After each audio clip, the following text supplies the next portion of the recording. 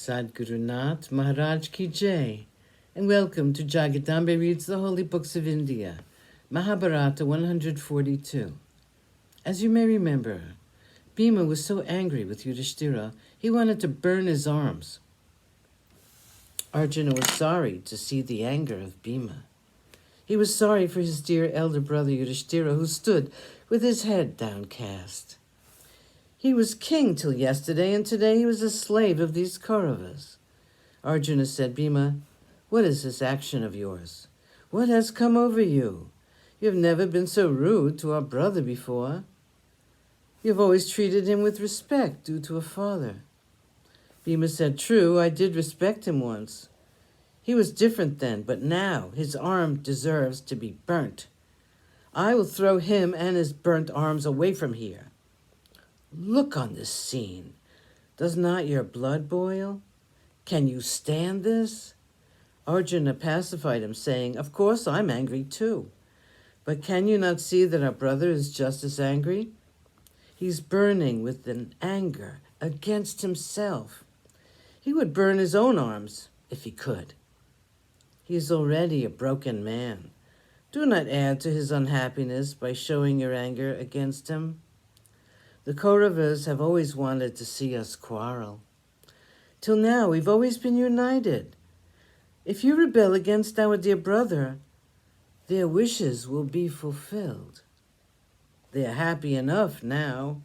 Let us not add to it by quarreling with our brother. Bhima's anger could not be appeased, but Arjuna made him control it. It was dreadful to see Bhima trying not to throw his mace at the head of Duryodhana and Dushasana. He was heaving with suppressed fury, but he had to be quiet. Chapter 14, Insult Heaped on Insult. Looking at the plight of the Pandavas and Draupadi, the heart of the one son of Dhritarashtra was touched. It was Vikarna. He got up and addressed Draupadi. You are right. There is no righteousness in this hall. We all deserve to be sent to hell for this gross crime. All these righteous men here, Bhishma, Drona, Dhritarashtra, and the other elders, did not question the act of Yudhishthira when he offered you as the wager. Even now, why are you silent?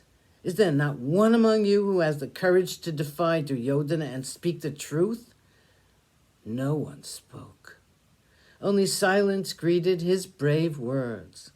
He wrung his hands together and said, well then, I will say what I feel. Draupadi has not been lost. The Kuru prince has no right to call her a slave, since Yudhishthira had no right to use her as his wager. The wise say that there are 4 dangers which beset the path of kings. The first is hunting. The second is addiction to drink. The third is love of gambling, and the fourth is too much love for the company of women. These 4 threaten to make a man lose his rational thinking.